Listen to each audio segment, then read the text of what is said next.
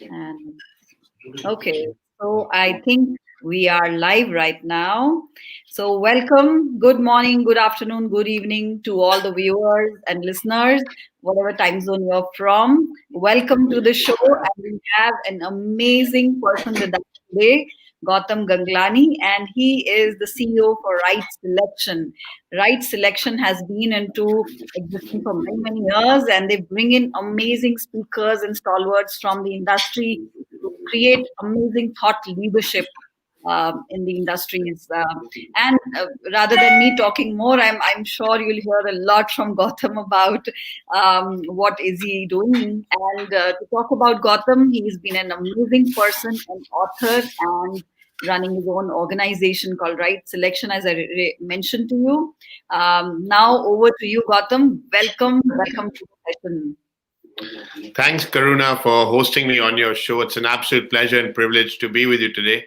I've been following you for quite some time on LinkedIn, and I've thoroughly enjoyed earlier conversations you've had with different personalities. So, first and foremost, I want to take this opportunity to acknowledge and appreciate the value that you're bringing with these shows online to your audiences. And I wish you continued success in providing that value online. Thank you. Thank you so much, Gautam. So, Gautam, I would like to ask a few questions, and I'm sure our viewers who are watching it are very, very curious to know more about you. So, tell us Sure. more about you, your life journey till now, and how did you end up doing what you're doing right now? So, a bit about your background, a bit about what you're doing right now. My pleasure. Thanks. So, first and foremost, I was born and brought up in London, UK. That's where I was born. So, my entire education and upbringing was in the United Kingdom. So, my entire schooling, education until my university was in the UK. My parents had a business out of West Africa, which then moved to Dubai in the Middle East in 1993. I graduated in 95 from London in business and finance and moved to Dubai to join my dad in the family business. When I joined him at that time, it was a business of a bookstore, but not just a regular bookstore which sells all formats of books, be it fiction and non-fiction. This was what I say, a transformational bookstore, but we focused on personal or business transformation. Started off with books, then audios, videos in those days. And in year 2000, from a simple bookstore with books, audios, and videos, we then took it to the next level and said, let's bring the most renowned authors and speakers for live events. And people asked us, how do you select your speakers? And we said, we select the speakers based on the popularity of the books. Common popular book name is Raving Fans by Ken Blanchard. And he says basically when people appreciate a particular book, it's because they have an emotional engagement between the content in that book and that author. That author is seen as an authority, is seen as a guru, as a teacher. So we selected authors from around the world and brought them to the Gulf region and the Indian subcontinent and organized live events from year 2000, 2015. And in the last 5 years, what's happened is that we've expanded a lot into the India region. So recently, I've relocated with my family to Mumbai, India, as our home for the last year. So UK to Dubai, and now in India on the personal front and even the business front. So our hubs now are between Dubai and Mumbai, and our core focus is representation of global and regional thought leaders for public events as well as private exclusive events. So that's sort of an overview of my journey over the last many years. Thank you. Lovely, lovely. And I'm sure with the global experience that you have, you bring in such amazing background and connections of cultures that you bring into it. So tell me more about how did you choose to become an author? Yeah, before I share that with you, you mentioned a very key word in culture. And Yes. when I was born and brought up in London, as I said, then you live in the Gulf and live in India. And I'm so grateful that I got to spend time with so many different cultures, so many different nationalities. And to me, that's one of the most valuable assets and one of the most enriching learning experiences of life. Because life, at the end of the day, is a learning journey, and it's full of experiences. As you can imagine, living in the UK, it's everyone is about discipline and timing and punctuality, and then being well spoken. In the Gulf, there is a sort of entrepreneurship mentality. People here love food and family. It's very important. The Indian and the Arab culture, food and family are something which is synonymous as a part of business. And then India. India is an interesting country to say the least. People ask me, how could you move from London to Dubai and now India? And we know people moving from Mumbai to the Western world, but you're moving this way. I said, I look at it very positive. I just live with an abundance of gratitude. I mean, in one lifetime, where does one get to live in three different countries, different regions? So I should look at it as I'm having a cultural experience. People may travel, but here you're actually getting to live, breathe, and learn because you're opening up to those different cultures. And to me, laughter um, and sort of and food are two things which are universal. They have no cultural barriers, which leads me to saying about my book Breaking Bread, which you asked me about, is that breaking bread is all about an energy exchange between two or more people. At the end of the day, typically breaking bread as a term was brought to my attention in the UK, where they use the term breaking bread is where you sort of have a meal with another person, either breakfast, lunch, dinner, even a coffee. It's an energy exchange because when you have a meal with, let's say we have a meal together, suddenly our barriers are down from the formality. You're having a meal, nothing like having a traditional home cooked meal. And I'm grateful to my wife. We hosted over 100 dinners in our home in Dubai. Wow. And Wow. I mean, people, I mean, it's not about the size of your room, it's the size of your heart.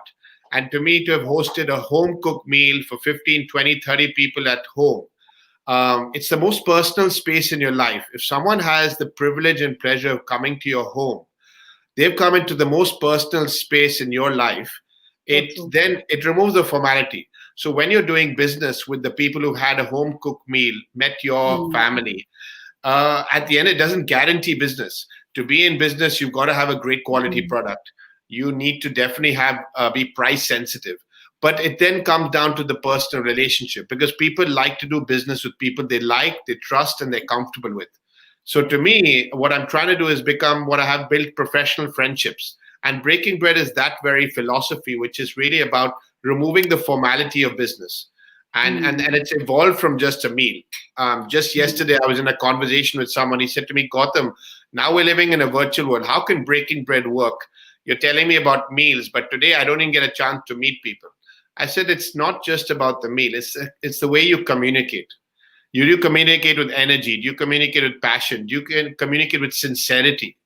So a simple example I gave to him, I said, when you send a wishes of a happy birthday or anniversary to a family member or friend, how do you do that? He said, I just send a message on WhatsApp, happy birthday. I said, did you do that 20 years ago? He said, no, we send a card or we do something different. I said, that's exactly. Breaking bread would send a voice note. You'd send an image. You'd send a video. But typically, most people just send a message, happy birthday, Karuna, best wishes.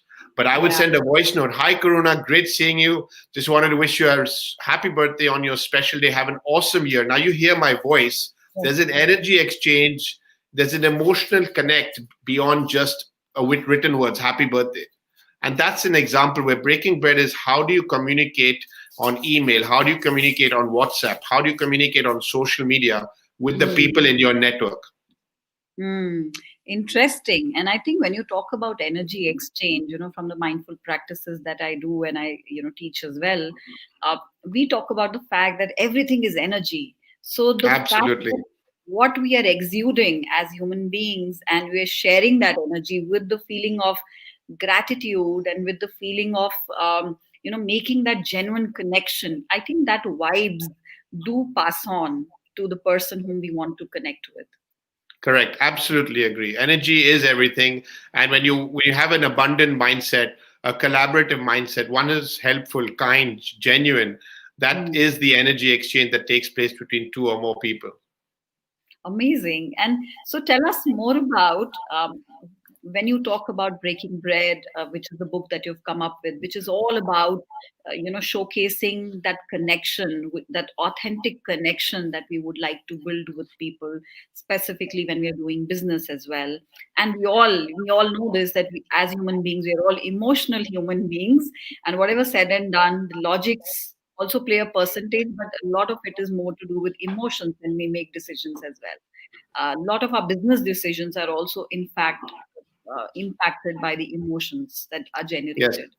So, how have these relationships that you've been, building with so many people, hundreds of dinners and lunches that you've been organizing as well, how have they been, able to shape up the work that you're doing right now? No, great question. Thanks. I mean, I've been interviewed in different media over the years about as an Mm. entrepreneur, and they say, Gautam, what's the number one marketing asset that you have to generate new connections, build connections, and build loyal customers? They said, was it radio? Was it TV, newspaper, word of mouth, referrals, PR, Mm. social media? And I frequently answer, I said, it's none of the above. And then there's a silence. What do you mean, none of the above? I listed 10, 15 ways to market. I said the number one marketing strategy to build relationships is breaking bread. And I say this just to reaffirm that you've got to build an emotional connect with you and your customer. And to give a classic example is I have a dear friend of mine here based in Dubai who runs one of the number one branding agencies in the region. And he had a lucrative opportunity to do some business in Saudi Arabia. Now, when he visited there, he visited 7 times, and he got the business on the seventh or eighth visit.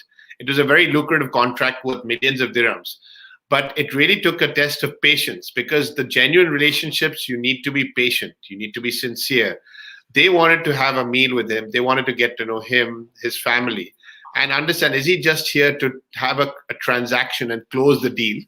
Or is he here genuine to build a relationship with us? And that is where the authenticity comes across, where you're patient, you're sincere, you're getting to know each other personally and professionally. And then you have built the trust and the rapport. You've earned the right to that business opportunity. And that's sort of Mm. a classic example, if I may share. Very interesting, because I think the trust gets built up when and whenever we are wanting to build relationships, and I think the first thing is to start trusting. Yeah, yeah, absolutely. And there are a lot of ways, all of us, because we've had our own life experiences, take time to trust people. We have our own values which we want to kind of resonate with. What would your Yeah, thought? yeah. No, absolutely. Absolutely. It needs to create that sort of professional friendship, as I mentioned. Hmm. Another example, and I always feel the best learning is through examples because otherwise one could give concept or theories. Is that I live in Bandra. One of my Hmm. best clients happens to be in South Bombay, and he always tells me, "Let's meet. We may meet once a month." Now, inevitably, I'll always ask him, "Can we have a meeting at 12 midday?"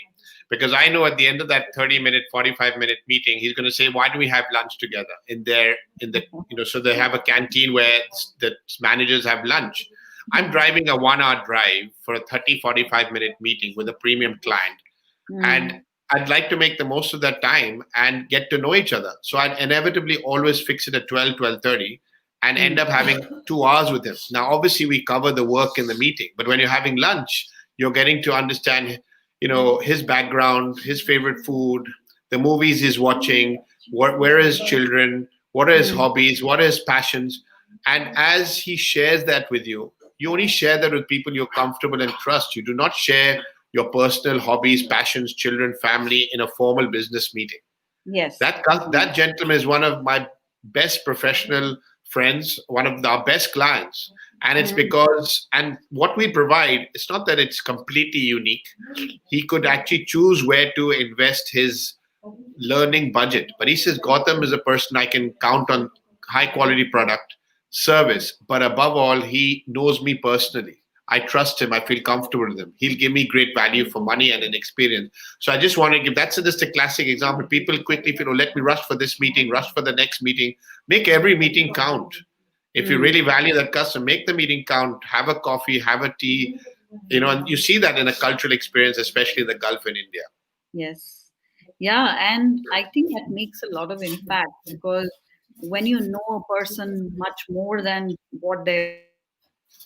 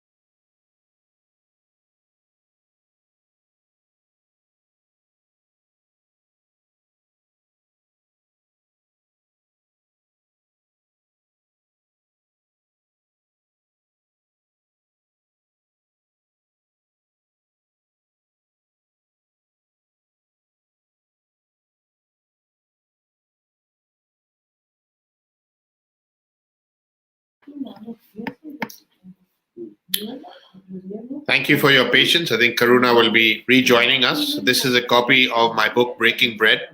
It's a simple parable, like the book Who Moved My Cheese, which obviously is all about change. You had Whale Done, which is about relationships. Then you have Fish Philosophy, which is about work made fun gets done.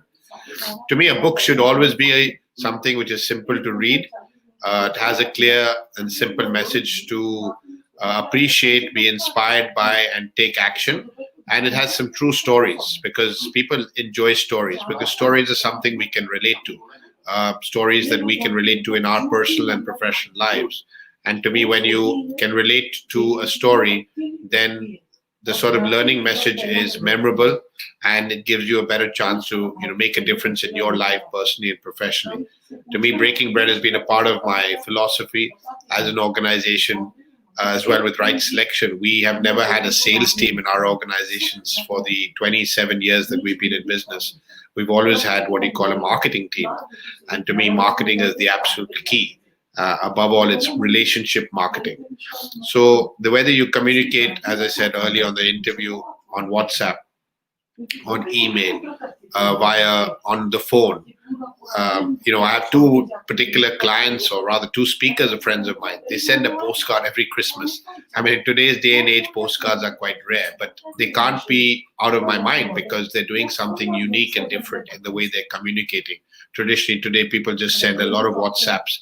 They don't even take the time to call someone because it's just acceptable to wish quickly over WhatsApp. So I encourage you to press pause and take time to sincerely send wishes, whether it's in any form of communication of your preference. So that was just a quick snapshot. I just shared Karuna a picture of the book and just shared with them. It represents like the other two favorite books of mine were Who Moved My Cheese, which is and the Fish Philosophy. To me, a book should be simple because to understand, and you should be inspired by it to actually apply something new because then that's classic successful book, because sometimes today people don't have as much time, and if they see a thick book, they get intimidated and put it aside. So to me, short, bite-sized parables are always something I like to sort of encourage people to write. Interesting. And thank you, Gautam, for continuing with this. And I was getting back with my network. So tell us more about the audience. I'm sure listening to us, continue there. Tell us more about the fact that when we talk about breaking bread, and it means that we are talking about creating a meaningful relationship while having a meal. It could be a coffee or a drink or any food we are having together. In your own work, specifically where you face a lot of examples of clients, etc. Does this also work for not just clients, but also when we are building larger organizations and teams? Will that work, concept work for them as well? To me, it works across the board. At the end of the day, we all human beings, whatever culture we are, whatever age we are, nationality, we are all human beings. And as we said in the earlier part of our conversation, human beings are emotional beings. It's something that we all have emotions. We've heard the saying, motion creates emotion as well. And to me, it's the emotion part of this is the action. So what value, how do you take action? There are many. It all boils down to the communication that you take. And to me, whether you're attending an event, so you talk about every person listening to this interview would be attending an event, whether you're attending a family wedding, a birthday party, or you're attending a business event or a conference. I've seen a lot of people attend a conference. They walk in, they get their coffee, go to someone they know, sit at a table, learn from the event, have lunch, again sit with someone they know, go back. And if you ask that person how was the conference, their only reply was this about the speaking and the learning, and that's about it. They missed a golden opportunity to break bread. And break bread is, even if it's people you know, ideally you also meet people you don't know. So for me, I have a mindset that every event I go to, I must have 5 meaningful conversations. And I'd rather spend a little more time with fewer people and get to know them than just be. I've seen people just exchange cards and move around. That's a transaction. If you see someone moving around, that's a transactional mindset. Or, as people in BNI call it, a hunting mindset. To me, we need to have a farmer's mindset, a collaborative mindset. So there's a collaboration versus transaction. So that's the key distinction is take time. You have a coffee break, have coffee with someone. You can easily have an open-ended question that you can ask them is like, what brought you to this event? Have you attended events like this before? What books are you reading currently? Ask 3, 4 open-ended questions and allow the other person to open and share. Listen attentively, be in the present moment, and they'll feel like, wow, what a nice person. And all you did was ask some great questions, listen to them, giving them respect of their time and sharing. And they'll then say, can I have your card? I'd love to stay in touch. And that's when you give your card. When you've earned the right for someone to say, can I have your card after a conversation, as opposed to, hi, my name's so-and-so, can I have your card? I mean, you don't even know the person's background. You're asking card. Yeah. So let's put some value in that exchange. Yeah. And I really love this. And I remember, Gautam, the first time that we spoke, you mentioned about the concept of giving before we even, asking for, building up on the relationship, and the fact that you're creating that value for that person, that you earn the respect of the other person. And it stood so much, it stood out for me so well, that in a lot of things that I've been thinking about in terms of my conversation, I try and build up on values.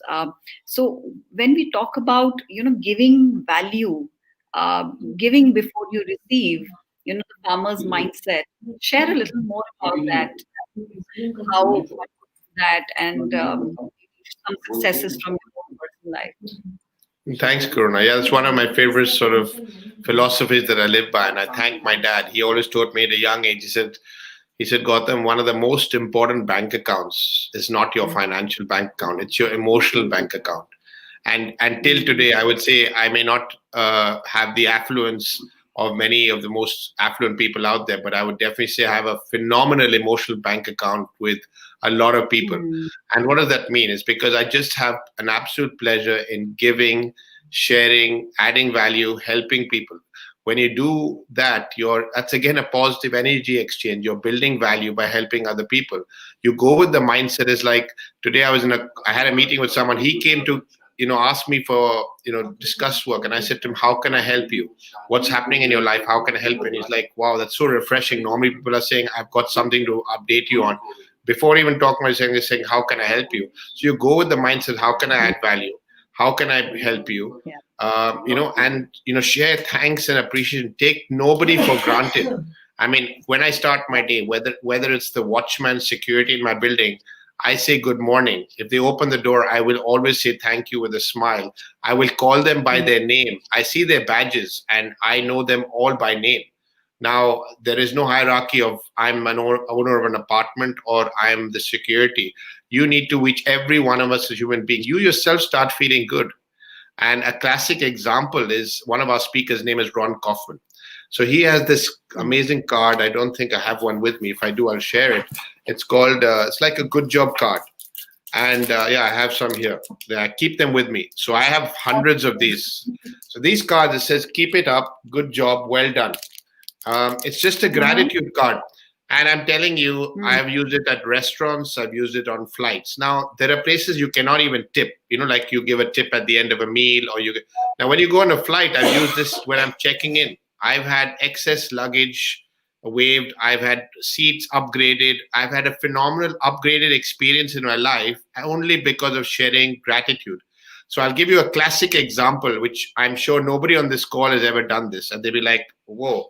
So you go up to a check-in counter, you're about to you're going to go on a flight. Typically, everyone's overweight. If you're Indian, you're obviously traveling overweight when you travel. You reach the check-in counter and you're nervous. Now, how do I get my weight? How do I, request them? You want your seat changed, meal request, all of that. I go up to the counter and let's say you're the counter and I say hi and I check the name badge in advance. I say, good morning, Karuna. And you're like surprised. First of all, I said, good morning. And I said, it's an absolute pleasure to be flying with you today. I said, thank you. You're welcome, sir. Your baggage. I said, before I check in, I just wanted to thank you for all the hard work you're doing. I know the job that you're doing is not an easy one because you have all types of customers. I just wanted to say thank you for being you and for adding value to my experience of checking in today. She's wondering, like, was he talking to me? Like, oh my God. Like, and I said, here's a card for you. And she picks up the card. Good job. Well done. Keep it up. Thank you. Thank you, sir. Thank you very much. And I have just changed her emotion. I don't know what the previous customer was complaining about, what mood she was in, but that 1 minute certainly got her in a good mood. Now, when I finish checking in, if I'm slightly overweight, I'll say, whatever best you do, no problem, sir. If I can have a front row, and then I joke if an upgrade is possible. I have had an upgrade at least 3 or 4 times out of 10 only by a good job card.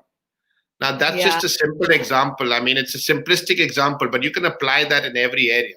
What did I do? I created a positive emotion, a feel good factor, an appreciation in a fun manner, which stood out from every other passenger who's probably just check in, give me my seat, give me my weight allowance, etc., etc. So your experience was a breaking bread experience, and that's an example where we all take flights. You can do that in the restaurant, you can do that at the bank. Share gratitude. Don't take anyone for granted. It's not a matter of who's at a higher position. Let's get that ego status out of your system. We are all human beings, and it's about a human connection between one and another. I love that. This is so amazing. And I remember when you shared this aspect with me about giving, even before expecting, and creating some examples like that, it just impacted me quite a lot. And of course, one of the ways we are doing that is through In Conversations with Karuna, where we are creating such meaningful content where people can learn and be able to share their views as well. So coming to that, there are comments by the way pouring in for all of us to read through. So Colonel Aditya says absolutely. Samir says he finds it very interesting. Ashish Gakre says great to hear, Gautam. Colonel Aditya Singhal has a comment to make. He says, I feel if we connect with people, whether on social media or on a meal or a cup of coffee or a drink, it may not always be getting something in return. Interesting. Um, Aditya Vidya Sagar says, good to join in. It's a great conversation. Seems like he has some issues hearing that out. Okay, so Sargam says, great to hear. Gautam, Smriti has a long comment to make, and I will read that out for you, Gautam. I so agree, Gautam. We may keep sales teams for product retail, while for service and solutions, it is most essential to have business development team. We are plagued with the mindset of having a large force and large number to demonstrate and thump our chest to the management than truly deep thinking to deliver. So very interestingly, this brings up a point what Smriti is talking about, that we always are looking at showcasing, showing off the fact that large numbers, we've achieved to the management, etc. And we are only focusing on employees when it comes to work, that okay, you have these targets to be met, and sometimes in organizations that leads to a lot of dissatisfaction for employees also. So how can this help in building retention as well as higher employee engagement? Gautam, some thoughts on that for you, by you. Thanks, Karuna, and thanks, Smriti, for sharing that detailed comment on LinkedIn. To me, my belief is that I believe companies should be building relationship marketers, not sales teams. And the classic example I can give is insurance sales agents. I know that may not be directly related to the example here, but you'll get the idea. We're all approached by insurance salespeople. From the time you're in business, you get calls, cold calls on the phone. They meet you at events, and they want to sell you insurance. And even if you're in need, your mind is like, no, God, salesperson insurance, he's pushy. He's makes me feel uncomfortable. He's very, very sort of not a positive feeling, and your mind is sort of resistance. You're not interested, even if you are. And I give a classic example: is the company that I do my insurance from, my investments from, is a gentleman and a company that helped me way before I was a client. He asked me, what are your challenges? We had a certain policy that was stuck for months, which we couldn't resolve, and I had some other challenges with some consolidation. He said, I'd like to help you. He helped me solve both of those. It took about 4 months. He helped release a block of a particular policy and helps tidy up a matter that became, let's say, messy. Now, he had earned my trust, again, going back to helping me first before I'm a client. People meet in the sales mindset is about, how do I close the deal? How do I get the business? And so to me, a classic example is understanding about how many relationships can these people build, not about closing the sales. Because if they build quality relationships, the business will come. But it needs to be from the top. The CEO of the company, the leaders of the organization need to believe that relationships are key. And it's not about only the numbers. But if the focus is only about the numbers, then that's the culture of that organization. So that is right. And just one quick point, because Aditya mentioned about, I think it was Aditya who mentioned that it's not always about getting something in return. And to me, that also goes in line with what Smriti is saying, is a salesperson is all about closing the sale. I don't look for sales. I never have. I mean, yes, I'm aware of my targets for the business and the company, but I'm looking at how do I build relationships. And my daily mantra is an affirmation. What value can I add? What new value can I bring my customers? How can I add value? I keep asking myself that question. So when you ask yourself better questions, how can I add value? What can I do to make this person feel happier? What problem can I solve? When you ask yourself these questions, you're got the mindset of being helpful, of being kind, of being generous, of being a solution provider. And then once again goes back to you earning the trust of genuine generating business. And no time like Corona, no time like 2009, when the economies are in a challenge, people go to people they feel comfortable and with who they trust. And that's when the real telling sign is of a great relationship marketer. Yeah, makes a lot of sense. And thank you, Gautam, for that comment and views. It really makes a lot of value, shows a lot of value. Dr. Marcus Rani says, "Well said, Gautam. You live by example." Aditya Vidyasagar says, "So true." He believes as well that you're practicing it so well regularly. The gratitude concept that I think you talked about. He's mentioning that as well.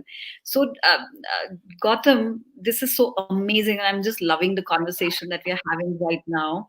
Um, do personally also believe the fact that you're bringing up the point that relationships are key to success. And when we talk about success, how do you define it? Is it just money or is it beyond that? What would you say about that? Success to me is having being happy and fulfilled. Success is definitely, we've heard, success is a journey, not a destination, and I certainly want to enjoy the journey of life. To me, that's you got to enjoy yourself each and every day. Live in the present, be in the moment.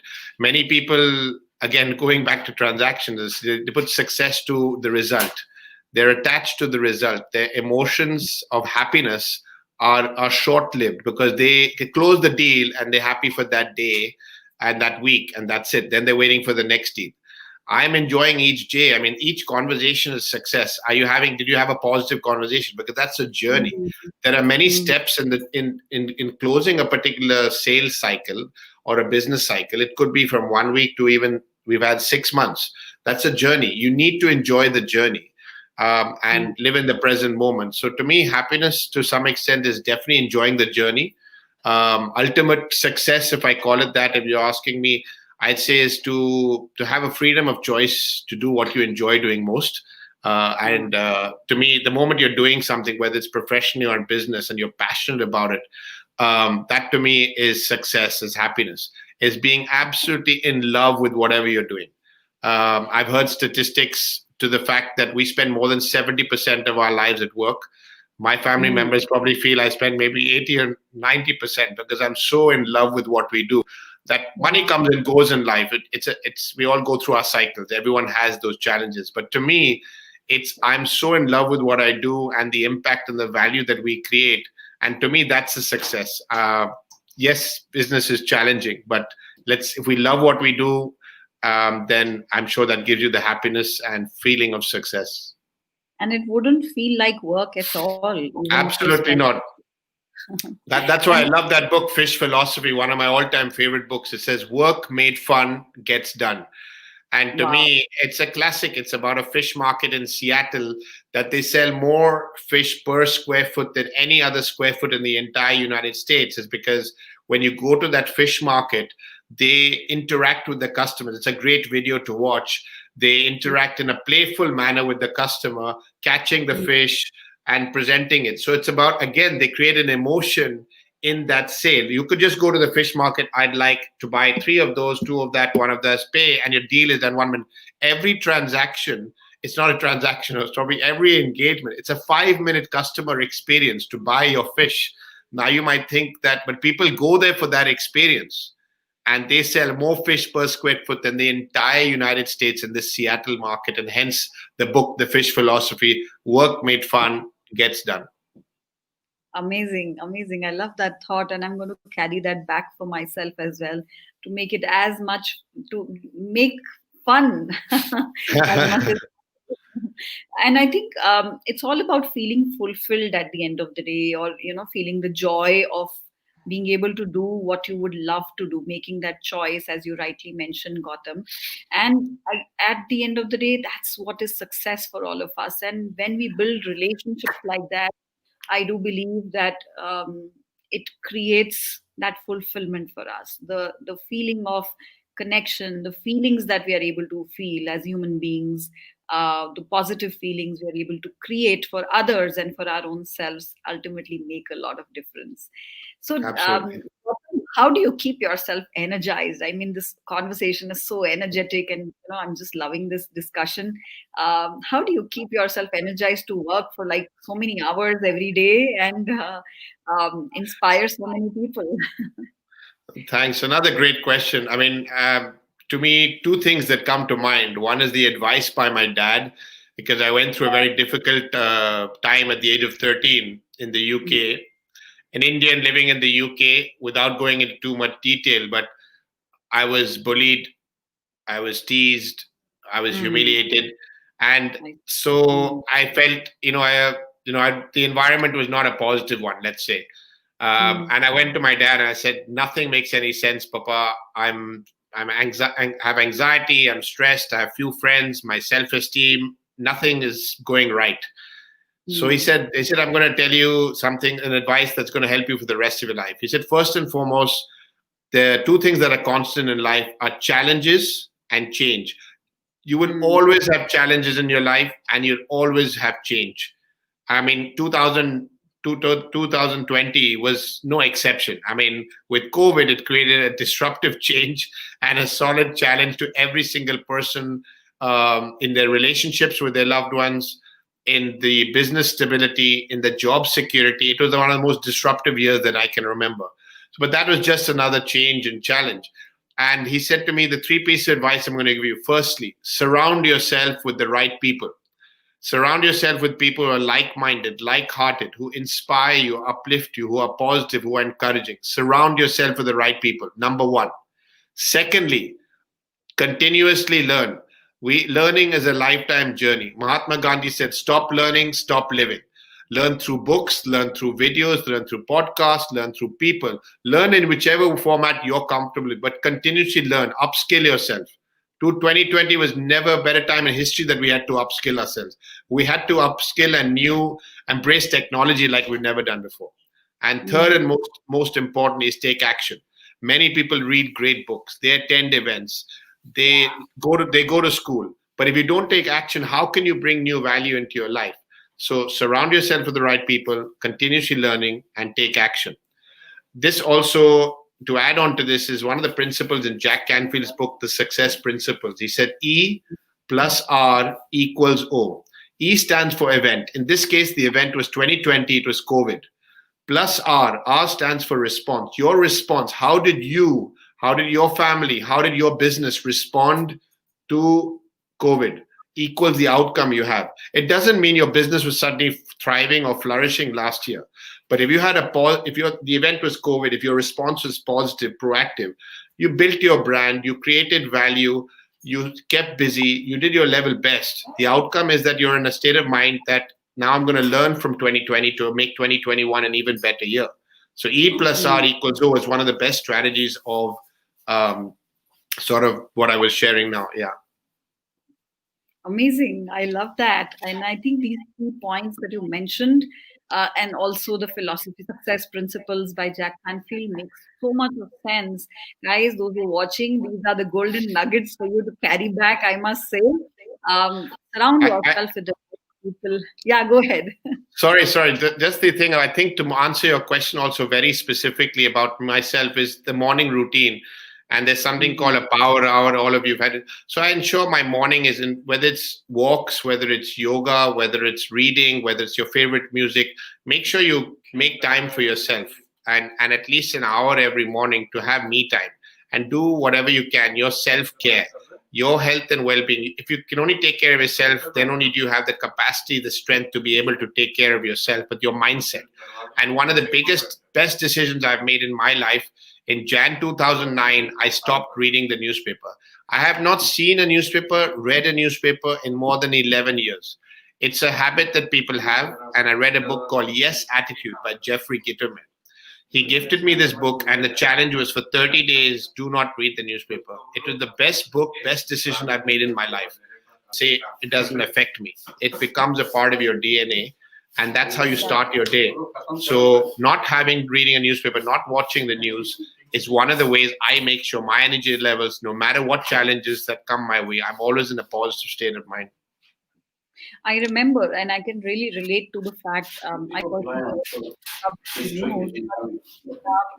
when the COVID times were hit and we were at home, I remember the initial days, every day I watched news, how people were getting impacted with COVID, the world.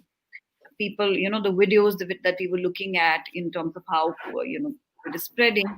I remember that, towards the night, during the day, because I was watching so much of news, I was so scared to even, and everything around me, I felt like, what if COVID would spread here? And the kind of negativity it created in my own mind, um, completely relate to the fact that how, unless I shifted and chose to stop looking at news after a while, I got into a positive mindset as well. That, this was making no sense, and that's when I also realized that how watching the news, especially the negative news, always kept me, full of fear, full of the scared feeling that I always felt. Yeah, absolutely. I don't think the media educates it. The media instills fear. I mean, with COVID was no exception. It was an actual testimony. The amount of mass marketing of COVID in the last year by the media, it was on everyone's mind day and night. You turn on the TV, COVID results, numbers, this person, that problem. I mean, I'm not to take away from the concerns of COVID, but that's Yeah. all they were brainwashing our mindsets with. And I felt that infiltrated fear, negativity, anxiety, stress, and pressure, and it distracted you from any kind of positive energy to focusing on the solutions. So Yeah. hence, Yeah. I'm really grateful that I was Yeah. oblivious from any of that news. And I would say that a lot of us actually have to really start considering that how do we keep our mental strength strong? How do we keep ourselves in a space where we're not getting so negatively impacted? And so many of people around us, there have been so many mental health issues that we have heard of. Right. Absolutely. Interesting. Moving forward, Gautam, tell us more about some of the mentors that you've been influenced with. So when it comes to mentors, I mean, I can say I'm really grateful for in the business that we're in. I get to spend time personally and professionally with, be it Jack Canfield, Ron Kaufman, Marshall Goldsmith, the late Tony Buzan, to name a few. I've spent quality time with a lot of different um, speakers, coaches, trainers over the years. So it's hard to say specifically, but I probably highlight two particular people I look at as my mentors in the thought leadership world. They would be Marshall Goldsmith and Ron Kaufman, particularly. Ron Kaufman is all about. I mean, he's got a great energy. He always about a service experience, and to me, creating a service culture in organizations is something that he has been speaking about all over the globe. So my time with him has always been about you know how we as an organization can constantly provide a superior service experience and constantly provide more value. So the mindset is constantly about creating new value. And I've always been grateful. We've known each other for over 20 years. Um, Amazing. and whilst I'm a grateful person, I say Marshall Goldsmith takes gratitude to a completely different level, because even when things have gone wrong or there've been problems and challenges, his first response is thank you. He says, when you thank you just release, you've accepted that the problem is a problem. And then you immediately, once you move from acceptance, then you're in the mindset to look at a solution. But typically, many of us always wrap around, why did this happen? Whose fault is it? What could have been done wrong? And that leads to anxiety and stress, where he immediately says, okay, thank you for this experience. Thank you for this problem. Thank you for this challenge. Now, what can we do about it? So he is someone who, practices gratitude.